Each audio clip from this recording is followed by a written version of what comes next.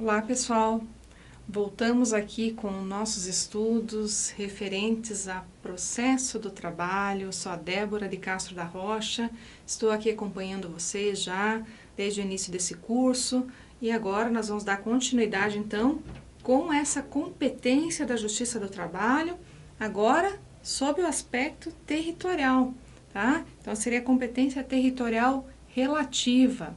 Nós já estudamos ali em outro momento a competência material da Justiça do Trabalho, esgotando o assunto, e agora nós entramos então nessa competência dita relativa da Justiça do Trabalho. Tá? Então, o que seria essa competência relativa da Justiça do Trabalho? Ela toma por base aí a impossibilidade do reconhecimento de ofício pelo magistrado. O magistrado não poderá, em momento algum, declarar essa incompetência, uma vez que cabe justamente à parte reclamada ou reclamado assim proceder, tá?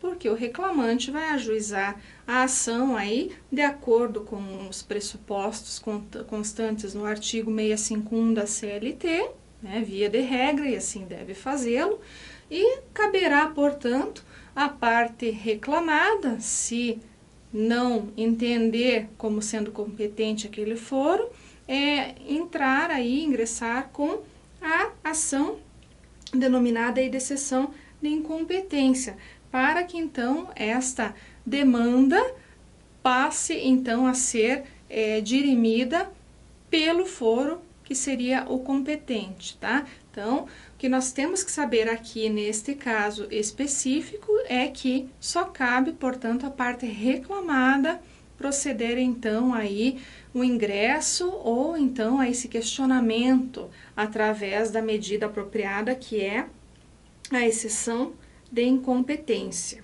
tá? E como essa incompetência é relativa, ela fica justamente a cargo das partes, seja da parte reclamante que ingressa aí com a ação, seja da parte reclamada que tem o direito de questionar essa competência territorial através da medida mais adequada, ok? Não cabendo ao juiz, portanto, declarar de ofício a incompetência neste caso. Tá? Então, para tanto, nós temos aí a súmula 33 do STJ, que trata especificamente da incompetência relativa que não pode ser reconhecida de ofício. Então, se havia alguma dúvida no que tange a esta possibilidade de que o juiz procedesse, então, essa declaração de ofício, a súmula 33 do STJ veio, então, para sanar definitivamente esse impasse aí, colocando para nós, né, ou dispondo, melhor dizendo, aí, sobre a impossibilidade de que o juiz assim o faça. Tá? Então, isso que nós temos que ter em mente.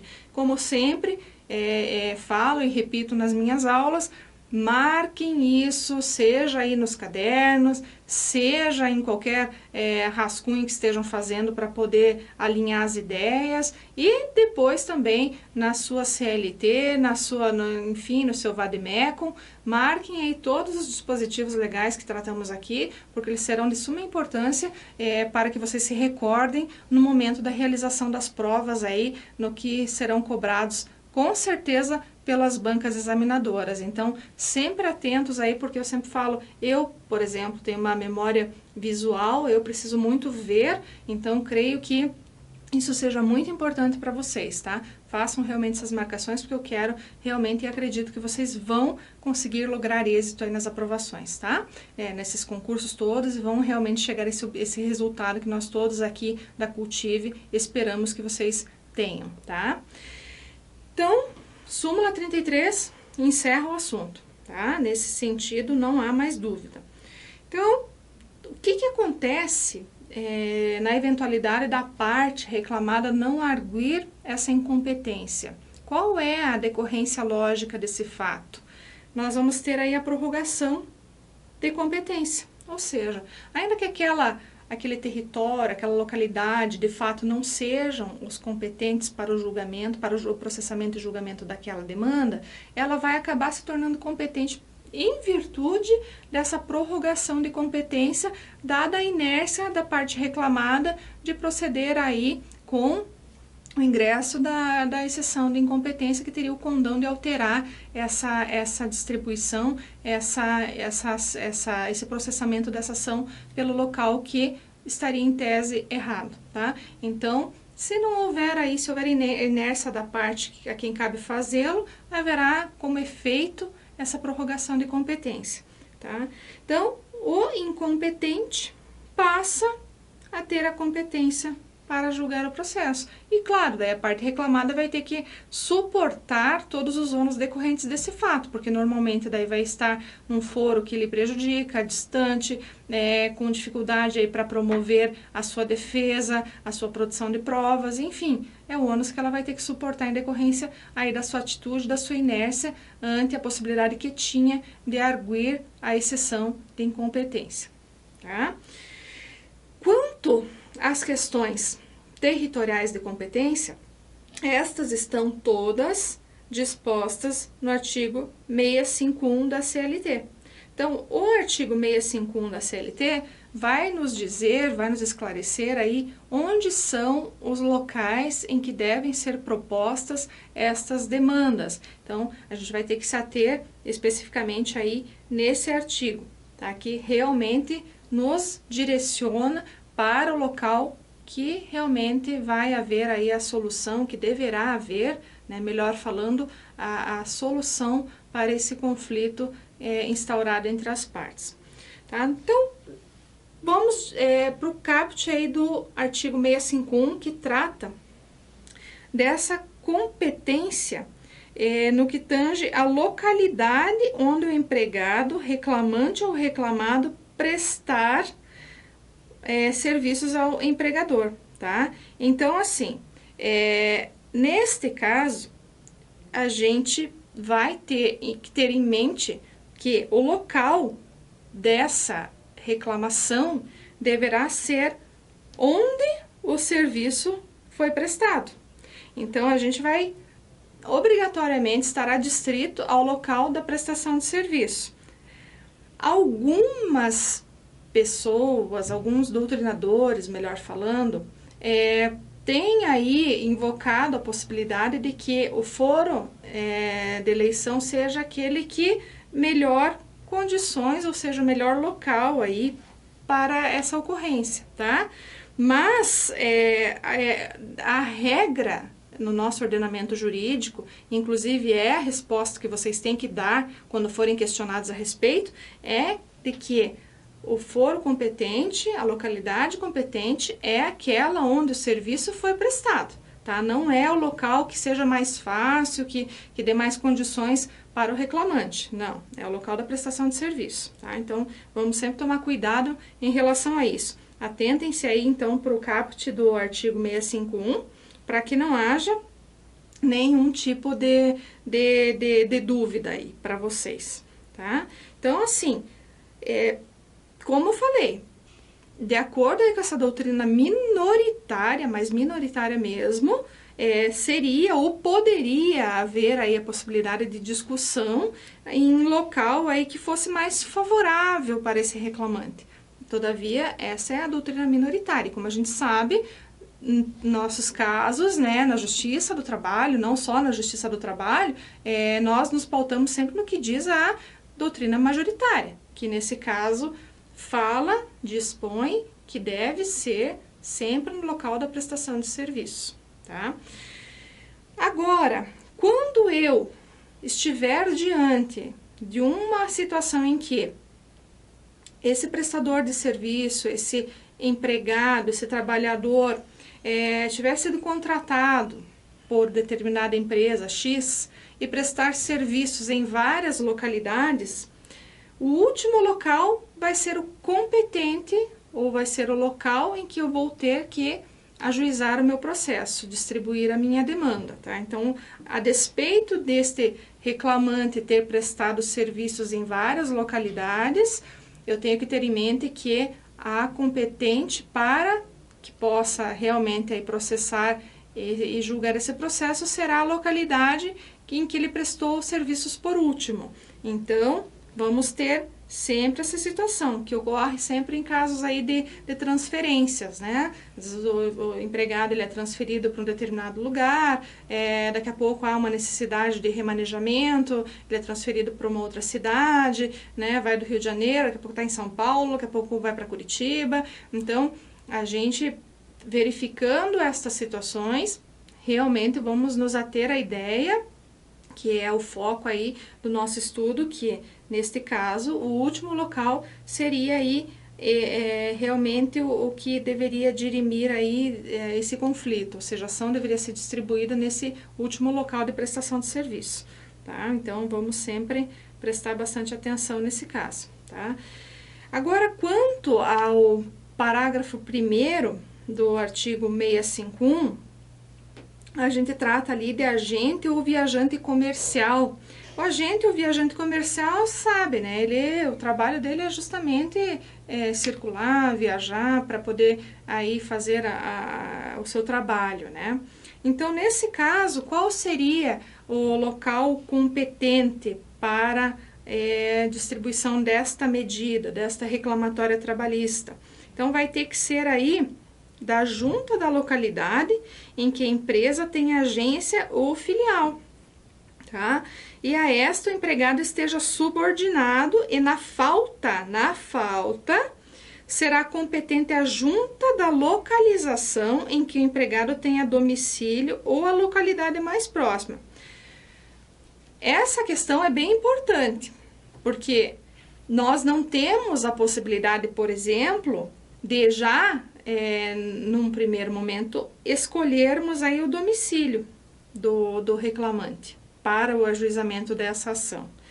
Tá? Então, na verdade, esta regra que consta esculpida no parágrafo 1º, ela é uma regra sucessiva, ou seja, eu tenho que esgotar primeiro a possibilidade de que essa empresa tenha agência ou filial em alguma localidade, e somente na falta dessa agência ou filial é que eu posso, então, me utilizar da regra 2, que seria o domicílio ou local mais próximo. Então, essa é uma questão que pode cair aí na prova de vocês. O reclamante trabalhou em lugar XYZ como viajante comercial e, considerando a situação, ele ajuizou sua pretensão, sua reclamatória trabalhista no foro do seu domicílio. Afirmativa correta? Não está correta, porque se nós verificarmos que existe aí a necessidade de realmente ter primeiro esgotada a possibilidade de existir uma agência ou filial, não está correta. Então, temos que ter bastante cuidado nesse ponto. Deve haver aí, sim, a inexistência demonstrada quanto à agência agência ou filial. Então, devem inexistir para que eu possa me socorrer da regra 2, que trata da possibilidade de ajuizamento no domicílio ou local mais próximo. Tá? Agora, em relação a situações, ou seja, dissídios ocorridos em agência ou filial no estrangeiro, quem é o competente também, né, para julgar esse processo? Então, eu também vou ter aí que contar com a possibilidade de que essa ação venha a ser julgada no local onde a empresa tenha sede ou filial no Brasil. Porque se esse dissídio ocorreu, por exemplo, fora do país, com certeza, para poder demandar contra esta reclamada ou este reclamado, eu vou ter que me servir aí da possibilidade do ajuizamento de uma ação no Brasil, onde essa empresa tenha sede ou filial, né? Então, para justamente facilitar a minha defesa, porque eu, trabalhador, eu, reclamante, sou hipossuficiente, então eu não posso aí ser compelido, ser obrigado a deduzir a minha pretensão em juízo fora do país, por exemplo. Então, por isso aí, nós temos o parágrafo 2º, que diz que nesses casos aí a situação vai ter que ser dirimida aí no local realmente onde haja filial no Brasil, tá? Sede ou filial. Neste ponto, também a gente tem que chamar a atenção de vocês para o seguinte: esse brasileiro ele pode ser tanto nato quanto naturalizado, não existe nenhum tipo de distinção aí, tá? Então, se for objeto de questionamento, pode ser tanto um quanto o outro. E também para o direito material que vai ser invocado nessa demanda. Qual seria o direito material, considerando que esse trabalhador prestou seus serviços fora do país, por exemplo, no Paraguai? Qual seria o direito material empregado? Nós tínhamos a súmula 207 do TST, que falava que deveria ser o direito material da localidade em que ele prestou serviço.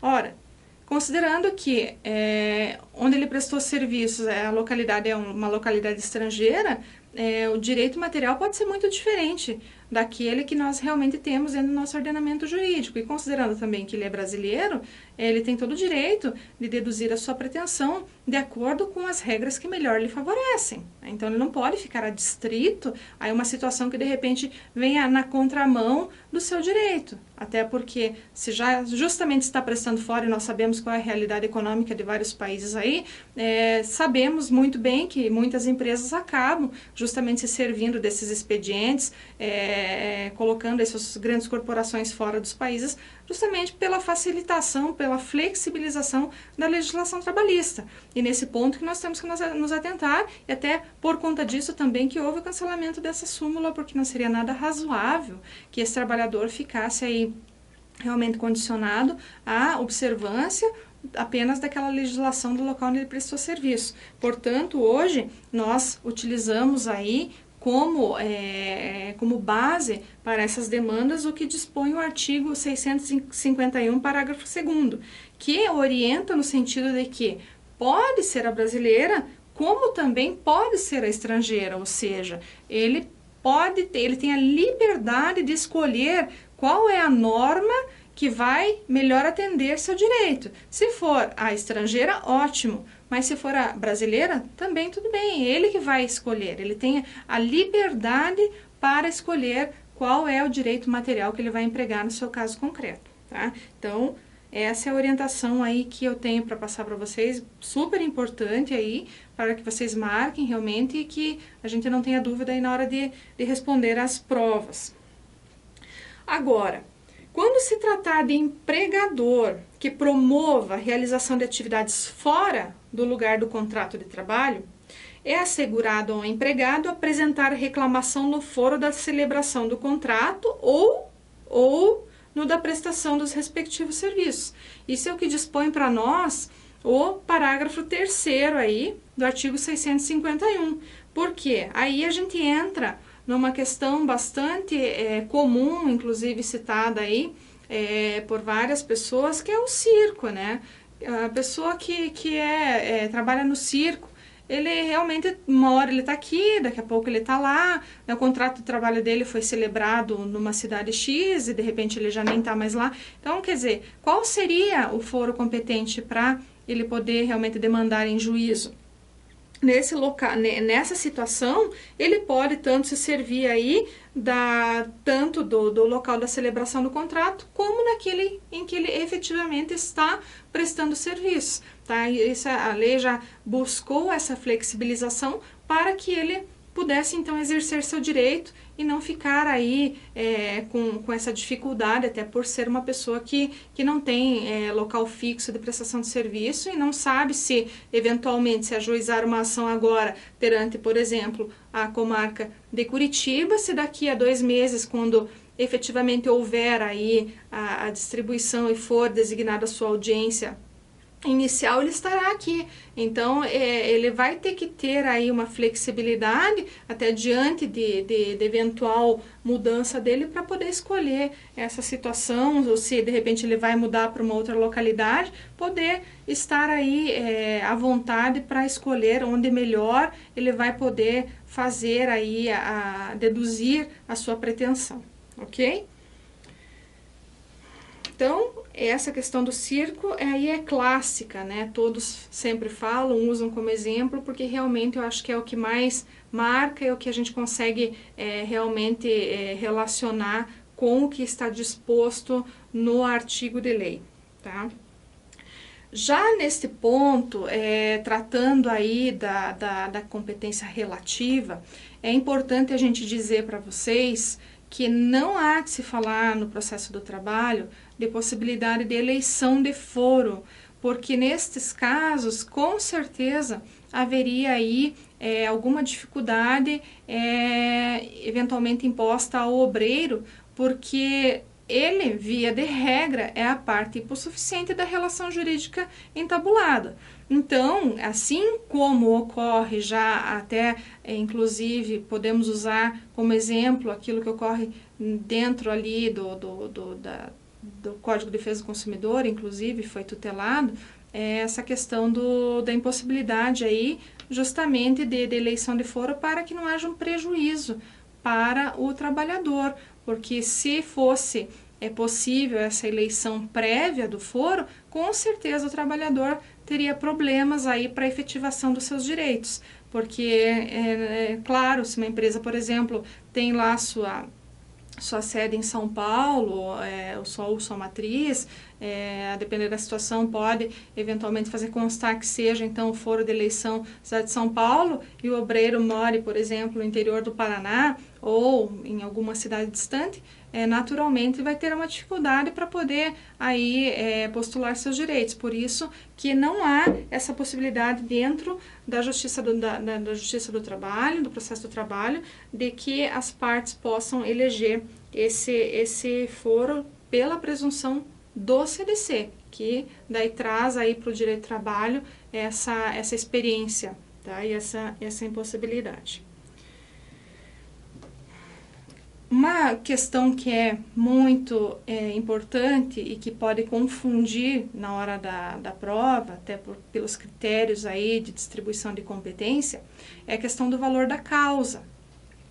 O valor da causa na Justiça do Trabalho, ele se presta a determinar o rito que vai ser realmente seguido pelo processo, se vai ser o rito ordinário, se vai ser o rito sumaríssimo, se vai ser o rito sumário.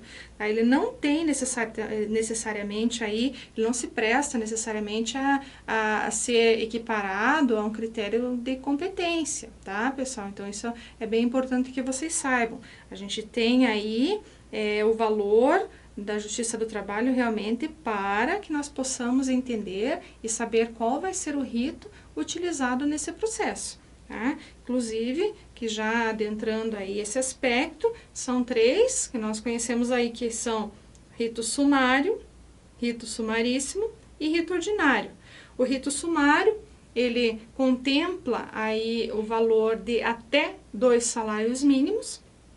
O rito sumaríssimo vai de 2 até 40 salários mínimos. Isso é importante falar para vocês, até 40 salários mínimos. Muito cuidado, porque na hora de atribuir valor à causa, já vi situações em que o reclamante atribuiu exatamente os 40 salários mínimos, imaginando que esses 40 possibilitariam o ingresso dele com a ação para que esse trâmite fosse pelo rito ordinário. No entanto, considerando que foi até o 40, né, atingiu somente os 40 e não passou, esse trâmite necessariamente ocorreu dentro do rito sumaríssimo. Então, bastante cuidado, porque é até 40. Então, se chegar só a 40 e não passar, vai ser dentro do sumaríssimo. Tem que passar de 40 para que seja ou tramite perante aí a justiça no rito ordinário, tá? Então, bastante cuidado, que também podem ser questionados em razão desses detalhezinhos aí que fazem toda a diferença para os senhores na hora de responder as questões de prova, tá? Temos também que falar aí da competência dos órgãos do Poder Judiciário no que diz a sua funcionalidade, né? Como eu já havia dito em outra aula, competência material, todos os órgãos, ou melhor, até TRT, TST, Juiz do Trabalho, são dotados da sua jurisdição e todos têm determinada competência, que é limitada. Portanto, essa competência vai ser justamente limitada em razão aí desses regimentos internos dos próprios tribunais superiores, TRTs, TSTs. Tá? Então, essa possibilidade de estar distribuindo essa competência aí vai também em razão dessa hierarquia dos órgãos do judiciário, dada a sua competência interna e a sua funcionalidade, que também deverá ser observada aí para o caso de poder ter realmente essa competência para dirimir conflitos. Então, vamos ter que cuidar muito disso aí, pessoal. Bom, o que eu tinha para tratar com vocês hoje acerca de competência territorial era isso, tá? Então eu continuo e sempre estarei à disposição de vocês, assim como todo o grupo Cultive. Seguem aí os meus dados, tá? Qualquer coisa, entre em contato comigo e por enquanto desejo a vocês bons estudos e estaremos juntos na próxima. Um abraço para vocês. Tchau, tchau.